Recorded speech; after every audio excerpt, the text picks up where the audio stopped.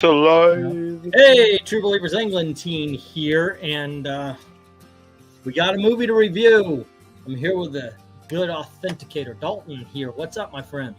I am on cloud freaking 9 right now because I just watched Werewolf by Night. It was surprising, as a matter of fact, because I read a review of this one, and it was by somebody whom, shall we say, their pills are of a darker nature. And they started talking about, oh, it's a bait and switch. It's a bait and switch. It's not really anything, you know, oh my gosh, it's going to be horrible because you go in expecting to see a man dealing with his, with being a werewolf. And instead you get this woman like, wait, what? And then I watched it. What the hell are you? Yeah, number one, that about? woman is Elsa freaking Bloodstone. Thank you very freaking much. This guy, I think, watched the trailer and then guessed, because what movie did he watch? Because I got a whole different thing. Plus, okay, I do have to mention this as well. If you go in expecting this is what the story's going to be, I mean, come on. How many times do you guess that exactly right? And hello to ALOISE in the chat. What's up? If you go and, oh no, this is going to be what it is. It's going to be the origin story. We're going to get no. And that's one of the great things about this movie. And I'm calling it a movie. It's about an hour long. I wish it was a full length. It's a special. It either should have gone full movie or it should have become a series. I want to include this in the top 100 films of this year, but it doesn't meet, you know, I don't know. Yeah, but no, it's pretty freaking awesome. And we were talking about this backstage, but this might be my favorite thing of Phase 4. I'm right there next to you. I've got to think about this because I loved Wayne and Wanda, and I loved what you call it, the one with the spider guy going all over the universes and all that kind of stuff. No Way Home. Yeah, so those two were really strong. And I wonder, okay, where does Werewolf by Night fit into this? So I wanted to, obviously you guys know what we feel about this, and I am freaking hell yes recommending this. And I would rather talk about, like, we'll make this probably about a half hour long or so, but I want to talk about non-spoilery stuff before we get into the spoiler stuff. There are some things that had been spoiled by the preview. And one of the things, everybody makes fun whenever I have this comic book in the auction because they say, ha ha ha, England teen selling his Man-Thing. Holy crap, we got to see Man-Thing's freaking burning touch. Yeah, he awesome. Who knows fear burns at the touch of the Man-Thing. If you know fear, if you have fear in your heart when you see the Man-Thing, his touch burns. And I'm thinking, who wouldn't? Seriously. And he's pretty badass in this. Yeah, and I like it because he almost has a Groot-like vibe to him where I can't help but think of him as kind of cute by the end. It's like, yeah, I can. He's more intelligent. You're good, man. You do you. But I'll tell you what. I recently, hey, Jonah Arts, what's up?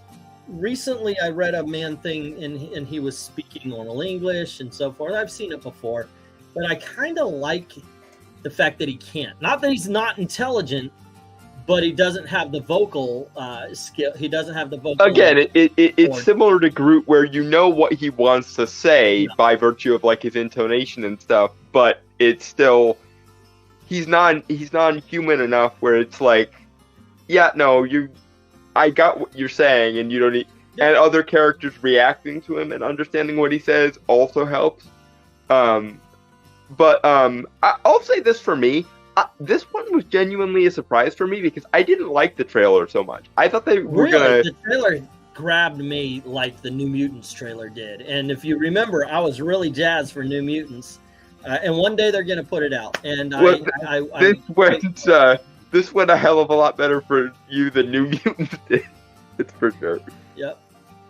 It's a movie preview. It's about a comic book issue, so I figure it could go on the movie channel, it can go on this one, and it could go on Old Man Comics. And I'm going to end up putting it on the Disney Channel. What the hell? Everything needs content, right? but it's going to make its rounds. So it's and I might edit out the ands and ums before it gets to Disney, though. But still, okay. So yeah, the preview comes out. I love it. I get this review. Like I said, this guy must not have watched it, because he's talking about how this movie becomes all about Ilsa Bloodstone instead of about Werewolf by Night. Not once did I ever think that this wasn't a Werewolf by Night. No, she was a capable supporting character, as in, like Kate Beckinsale's character in Van Helsing, or the actress in The Mummy, the one that Brendan Fraser plays off of. That's the kind of character we're dealing with. Yeah, she knew what she was doing, but he was definitely the main guy. And what it is, and so I don't understand this bait and switch thing. And so, and I think right at this point, we're getting out ahead of it. I only saw this one review, but I'm pretty sure we're going to get it again. Oh, it's another MC. It could have easily become that if they had made her bitter and misandric and flat and but not crap at all. like they did with Captain Marvel. But they didn't do that. They made her a likable, you understand her history. You understand why she's a badass. It's the closest analogy I can make MCU-wise for her is like Black Widow. If you didn't have a problem with Black Widow being Black Widow, then I can't imagine why in the heck you would have a problem with Ilsa Bloodstone being Ilsa Bloodstone. Yeah, so there are a couple of characters in here who I did not recognize. So what in the storyline? We see Jack Russell. I'm going to do a video about his name, by the way. We see Jack Russell coming up to a building. He's got this invitation. He steps in.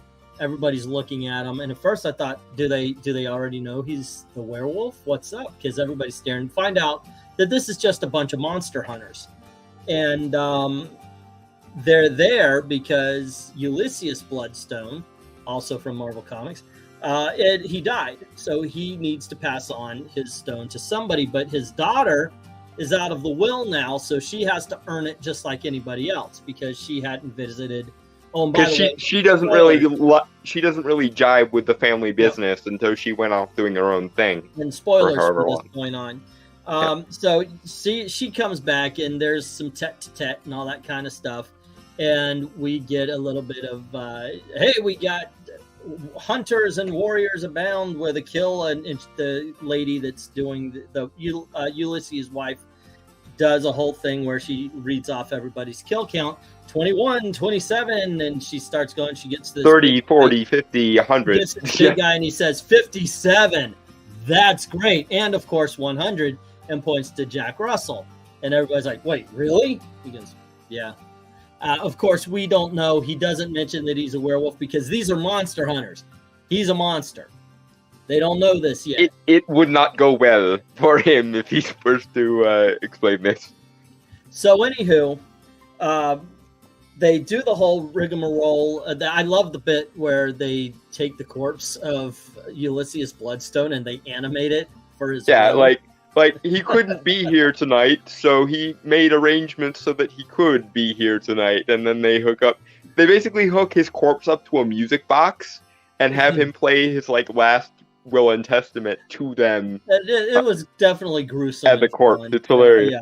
Yeah, I dig that. It's pretty freaking amazing, actually. Yeah. It's and then they say, okay, here's the thing. We grabbed ourselves a very dangerous monster. The last person standing, the person who kills the monster gets the bloodstone. Also, by the way, you're all fair game for each other, so you can kill each other to eliminate the competition if you feel like it. And that happens a couple of times where instead of working together or anything like that, and then battling it out, they just go, "Oh, I'm gonna kill you now!" Woo! And there's a couple of people die in it. And then we find out what's going on. As we watch Jackie's walking through, they're all in this maze. he's they're walking also around. not shy about showing it either. It gets quite slashery from here. Yeah, that's true. I mean, time one to guy time. gets a sword right in the head. Another one gets his just disemboweled.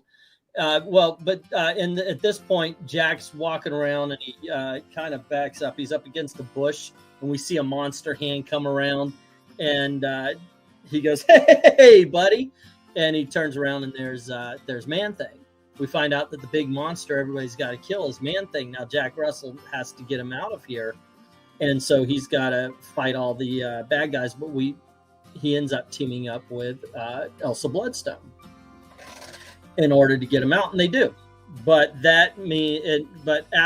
as they get him out, Elsa pulls a stone off of the Man-Thing, and when Jack reaches for it, it blows him back because the deal was essentially, help me get my friend out of here and I'll get you your stone. And by this point, she realizes that he's the only other person who doesn't really go for the bloodthirsty kill all the monsters thing.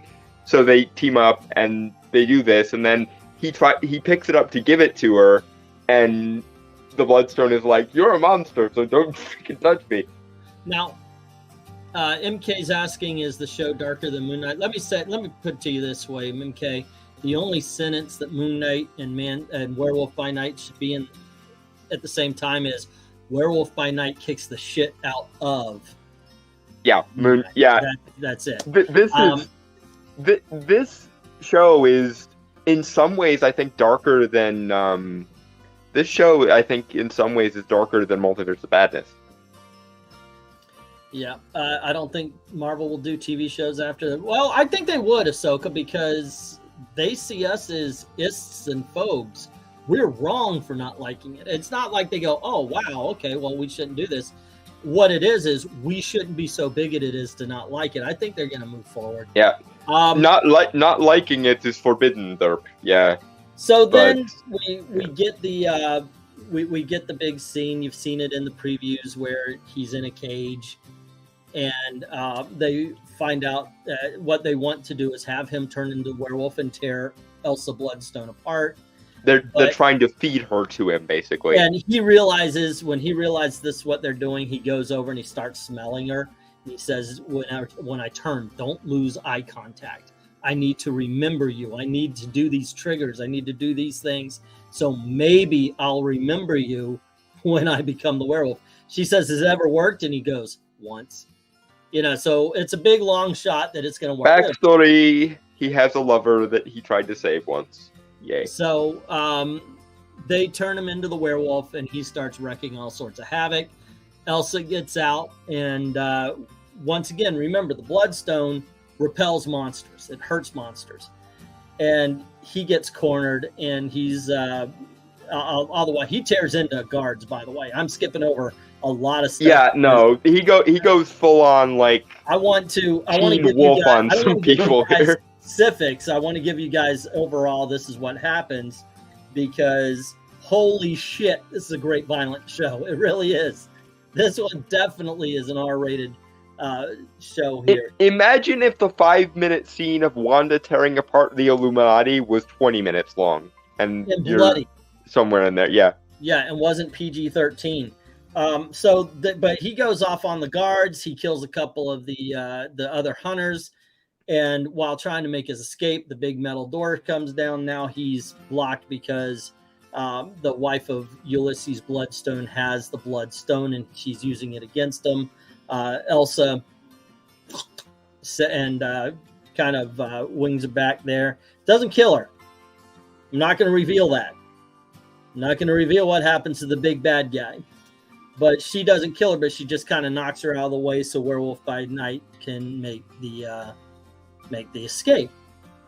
And then, of course, we find out what happens to the bad guy, and we get our little epilogue. All the good guys are being happy. They play Somewhere Over the Rainbow for some reason.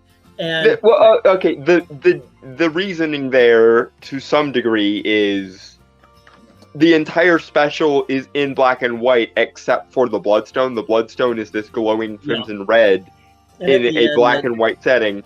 And then when Elsa, the rightful heir of the Bloodstone, takes the Bloodstone, it brings the color back, and they're trying to evoke Wizard of Oz by making a Somewhere Over the Rainbow thing. But I'm not sure it lands like they wanted it to land, but I'm still here for it because it works. Yep. Joan Hart saying, I guess they might be comfortable doing R-rated shows and movies now since they got Deadpool in the MCU. Maybe so, but let me tell you something.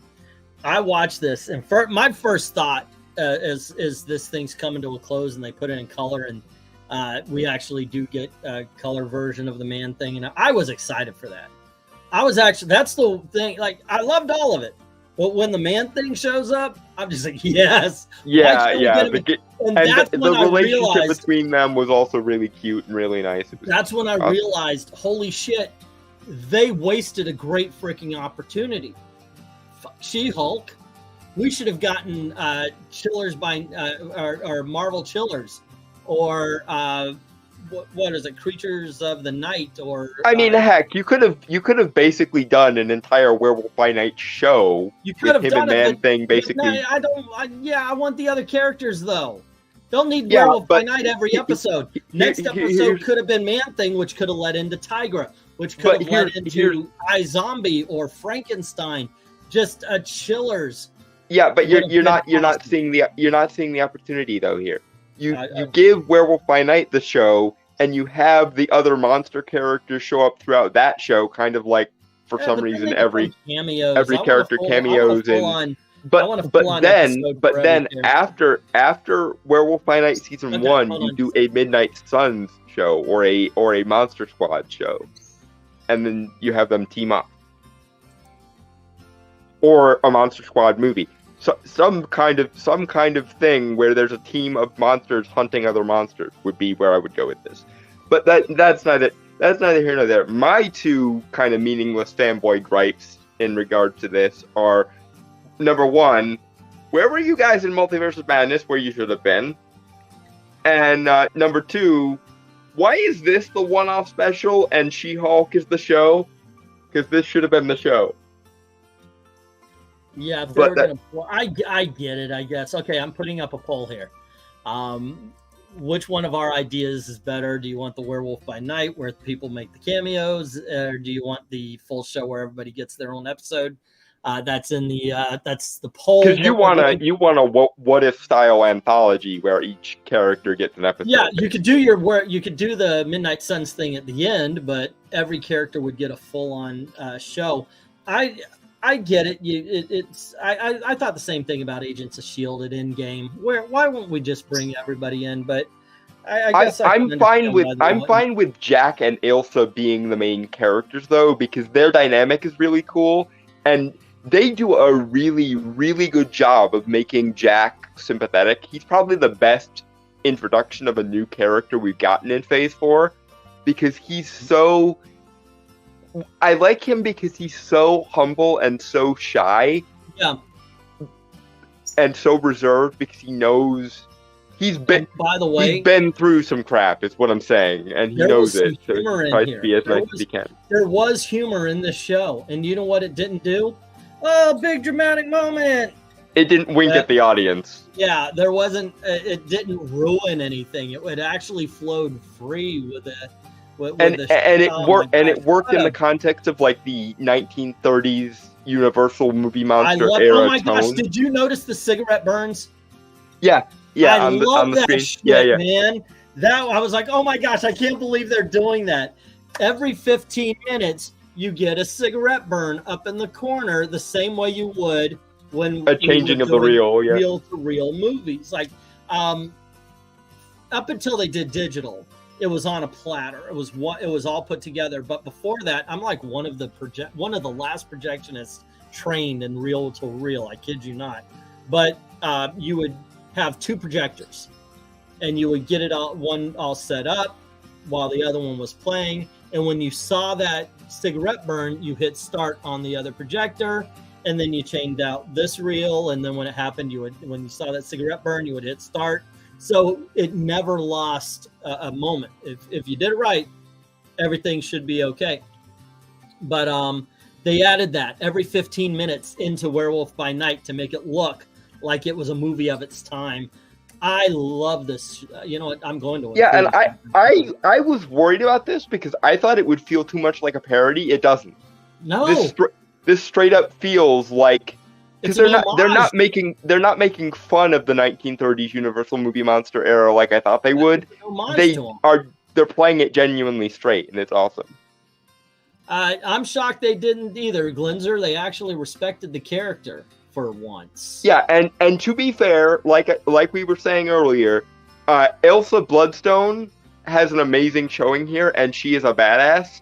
But despite what the black pill types will tell you, her badassery makes perfect sense and doesn't upstage him at any point. Bait and switch.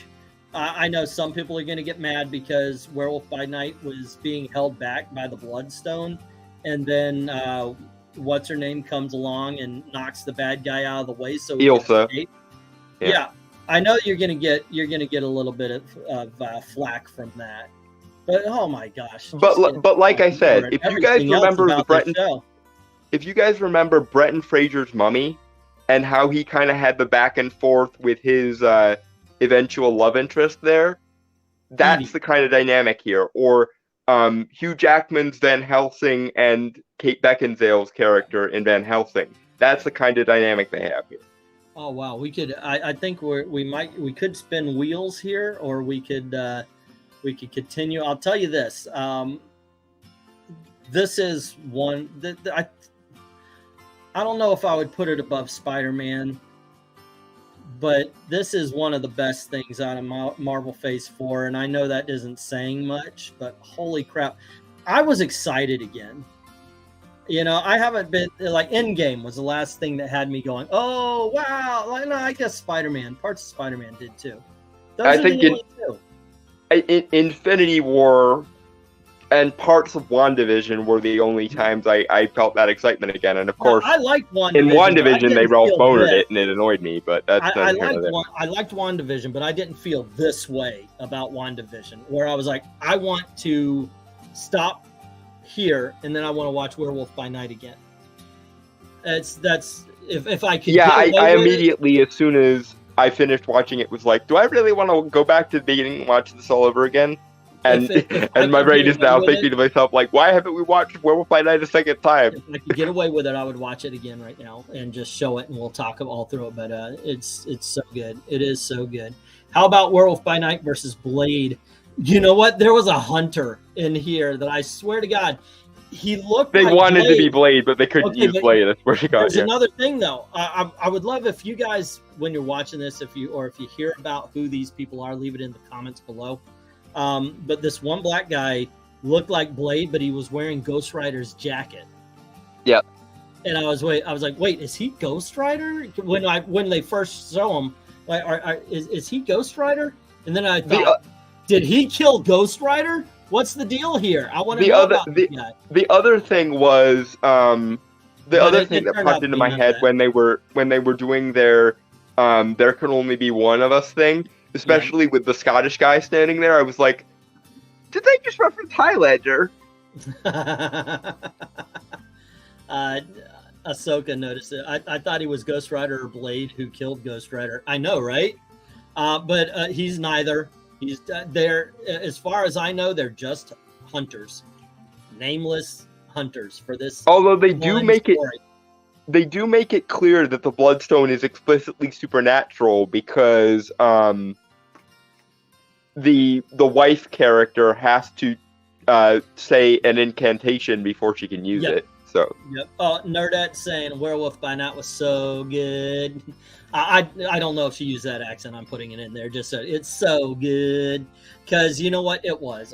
Guys, look, I'm fawning over this show. I'm so glad to be excited about something MCU-ish. I was really, really fanboying for the Hulk or She-Hulk, and unfortunately, it's been three episodes. Your faith was misplaced. 3 episodes were good to me, and I don't care what anybody says. This last one was one of them. With Daredevil, it was okay. Daredevil, yeah, but it wasn't She-Hulk that made the most recent episode of She-Hulk good. It was Daredevil being Daredevil that made the most recent episode. Well, I did like like in the TV show, which, by the way, I will say this before I start on this, the 3 seasons of Daredevil from the Netflix TV show are 3 of the best things that are produced based on any Marvel comic property. I say that without hesitation or irony. I truly believe the Netflix Daredevil show is absolutely one of the best things that has any Marvel comic character in it, period. That being said, I was one of the people who knew, because I don't think a lot of people know the way they start blackpilling all over the out of everything, that you're not going to have the Netflix show characters acting like Netflix show characters in the Marvel MCU. They got pretty freaking close, though, to be fair. But I'll tell you what they did do right was the way he jumped around and bounced around.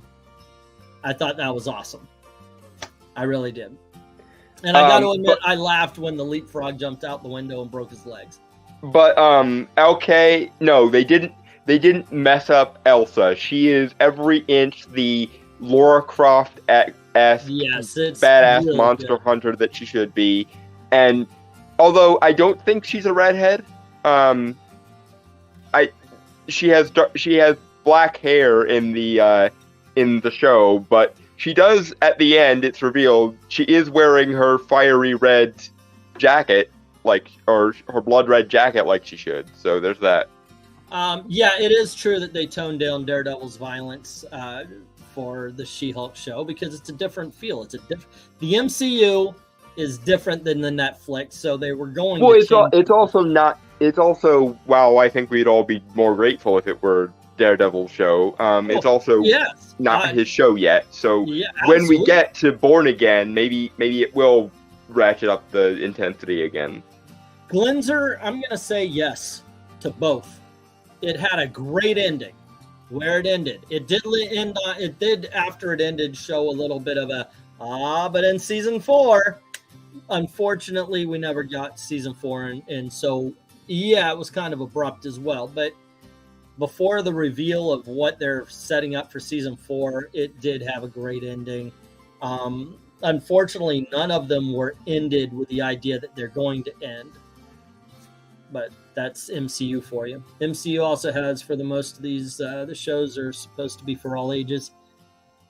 Yeah, and or at least PG-13, I would assume. Yeah, and I'll say that they could easily get away with doing the harder PG-13 than they do, like Pirates of the Caribbean 3 style. But speaking of which, they got pretty far away with the PG-13 on Werewolf by Night. There's a lot of murder scenes. Like I said, one person takes a sword to the face, another person gets gutted, another one has an arrow go through their jaw, and it actually is through the neck and out the jaw. And it's also really fun though, without being wink, wink, nudge, nudge at the camera every 5 minutes. It really does kind of take care of all of these things at the same time. It's fun, it's dark, there's an atmosphere to it because of the black and white that I like. Seeing the Man Thing in black and white is freaking awesome. I mean, both worked, honestly. Both I was just like over the moon. Yay, that thing! But you know what? I'm kind of a little disappointed that I got a good-looking Man Thing before I got a good-looking Swamp Thing. I enjoy that movie from the 1980s, but it is a guy in a costume, and it's but nitpicking. Yeah. And honestly, it's a really good Halloween special too. If you're looking for something Halloween related to watch this year, and you like superhero stuff, watch Moon Knight for the love of all that, or watch Werewolf by Night for all that is holy. Not Moon Knight. Yeah, Moon Knight. While I enjoyed certain aspects of Moon Knight, Werewolf by Night leaves Moon Knight in the dust to the point where when they eventually do Midnight Suns and they have to bring both together, I'm honestly hoping that Jack Russell and Elsa Bloodstone are essentially co-leads of the Midnight Sun. The Moon Knight never, in my opinion, lived up to the promise of. No, it really needs a season 2 before it'll actually get to. Awful. It wasn't horrible. I wouldn't even say it was bad, but it just wasn't. They didn't insult the character, but Werewolf by Night, by contrast, was really good to the character, and it was very good to the characters who are like adjacent to the characters. Because if you're like me and you love the mystical, supernatural, gothic side of the Marvel Universe, this was like being a kid in a Halloween candy store. Yeah. Glenzer says it sounds like Werewolf by Night should have had a theatrical release. If they, I don't know how they would have been able to extend it another half hour. The story that they had anyway was kind of. I think if they had played up the monster hunters killing each other angle more to almost make it like a most dangerous game, they could have. If you gave 5 or 10 minutes to all the hunters and gave them more characterization, played them out a little bit more, or had a couple of scenes where they did work as a group, where they were fighting. Maybe because it already had almost a most dangerous game vibe to it, and they could have played into that. Hold on, you're talking under.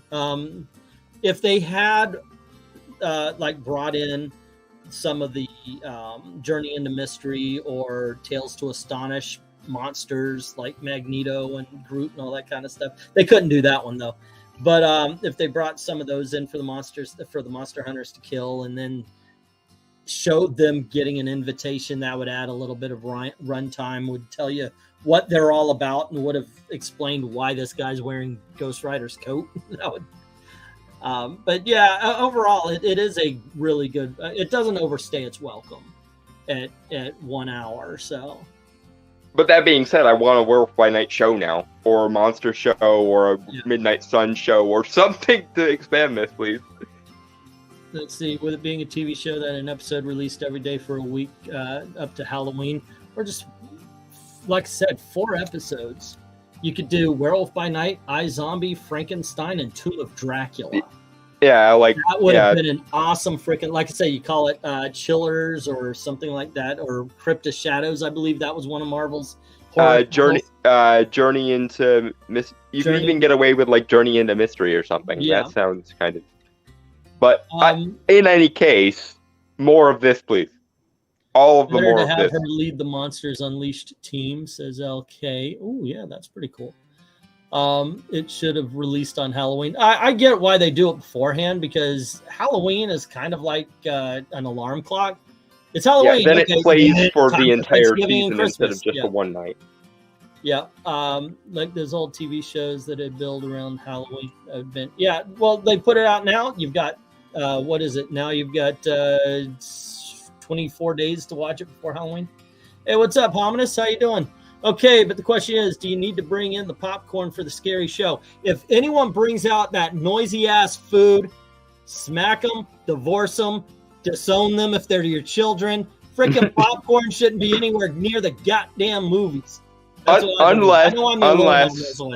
know I'm alone on this one. I hate popcorn when I'm trying to watch a movie. It's worst. On your first watch, yes. On your second and third and fourth watches, no. And I will say this: if there is a movie or a special that deserves to be watched on Halloween night while you're sitting eating, popcorn balls, this is the one. Popcorn balls. This is the nearest. That's the nearest STD to cotton balls, or beer nuts. Yes. I'm sorry, but it's not Halloween effectively until I've had at least one Act 2 popcorn ball. Okay. Dalton's gay, guys. All right. Okay, let's see what else we got here. If they played it up. It's like most dangerous game. Yeah, you're right, Ahsoka. That could have been a good one. That's literally what I was saying. Yes, and yeah, they easily could have played the most dangerous game thing a little bit more, and it would have been cool. I liked what we got, but it could have easily added another half an hour, and I still would have been happy. So. Hello to How to Garden. How you doing, guys? If you are interested in plants or just Florida wildlife, all that kind of stuff, go to How to Garden. I do. Actually, I watch all of his shorts and everything. I saw one where it was like 2 alligators fighting or something like that. I was like, how did you... I guess it's a small world after all. Okay, as they say. It's my brother-in-law. Hmm. Yeah, and hello to Glenn. How you doing? All right. 24 more days till Halloween. Halloween, 24 more days. 24 days till Halloween. Halloween, Halloween. 24 days till Halloween. Silver Shamrock.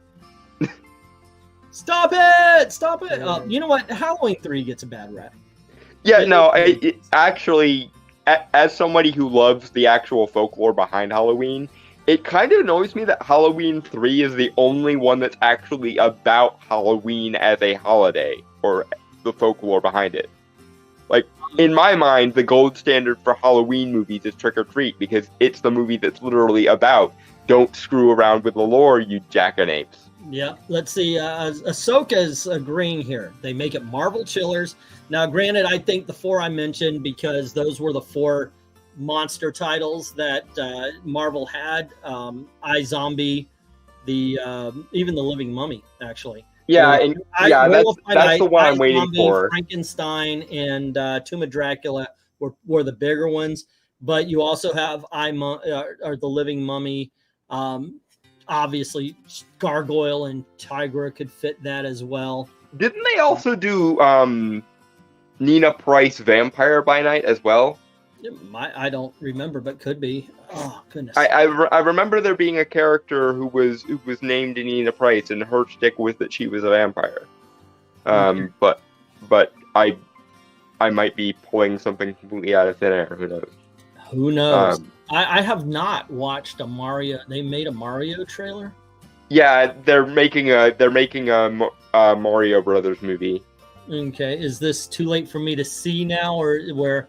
If you go looking for a trailer, like when it first drops on YouTube, you can find it. But no, it was literally like yesterday that it came out. Okay, if you wait too long, you end up getting everybody's reactions rather than the actual. Yeah, but no, it just came out yesterday, and I don't even think it was that big a this story. Is from Rotten Tomatoes, so I know that's going to be an actual trailer. Okay, let's see this thing. Hold on, let me get this all set up. Turn on the sound. Turn that. You came for Werewolf by Night. You're getting Mario. Sorry. Mario. Somebody asked. We got to fill out the time anyway. Normally we do. Actually, we're 7 minutes late to stop our preview, but I can always edit this. Yeah, just split the topics up. Okay, let's see. No, we need the Windows, or do we need the Chrome tabs? The Super Marios. We got audio. Let me turn off the audio we've got going on here. This is music I usually have on my videos when I want to sound all Holmesy and everything. Pepperidge Farm remembers down. Okay, so anywho, let's get to this. I'm gonna have to stop it frequently, by the way, just for so let's see.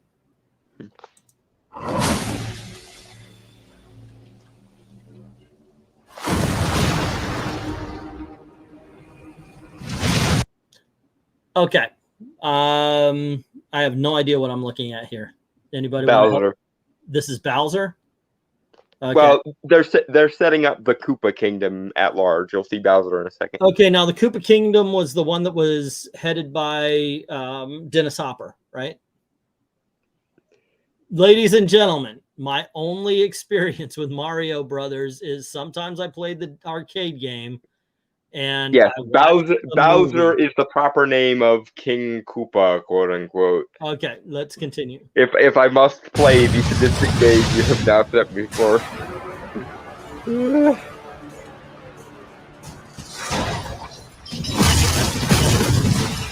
Okay, is this Donkey Kong?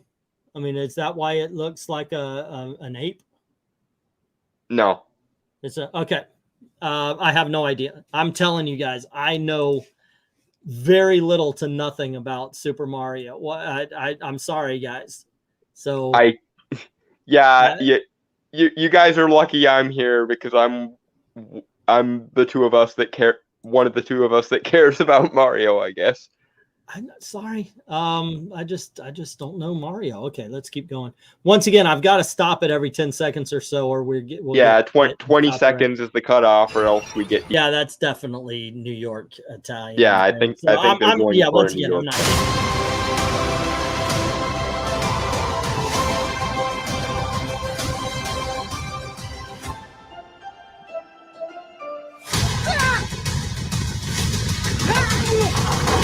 He's Luigi.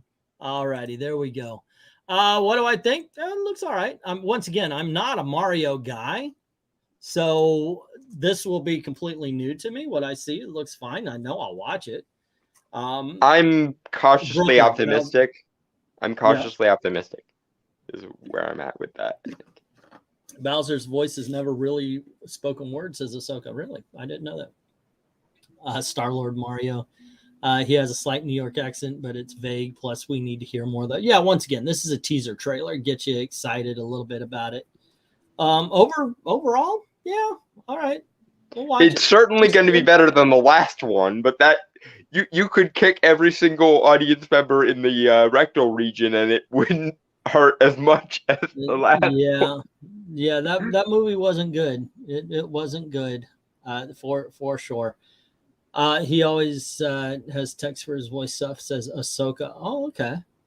MK says, looks more accurate than Sonic, to be honest, since there's no real world. Yeah, I'm getting a little tired of, hey, we brought these cartoon characters into the real world. The only thing it worked for was the Chipmunks. And in all honesty, let's be honest, that movie series kind of lost its steam after the third movie.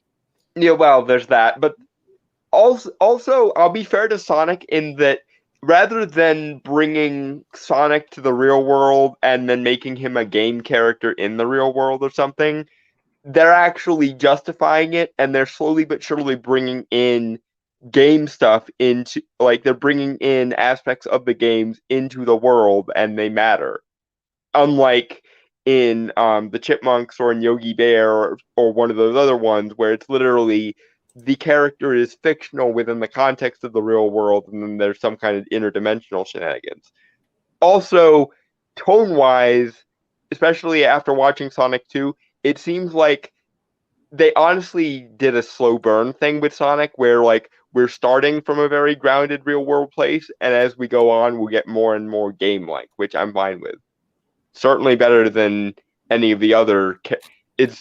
The worst one is probably the Smurfs one. That's the one where I'm like, I hate everything about this. Yeah, I wasn't a fan of the Smurfs either. I get it. I get it. Okay, kids. I'm going to have to shut this one down because every Friday night at 10 o'clock, we do a live stream.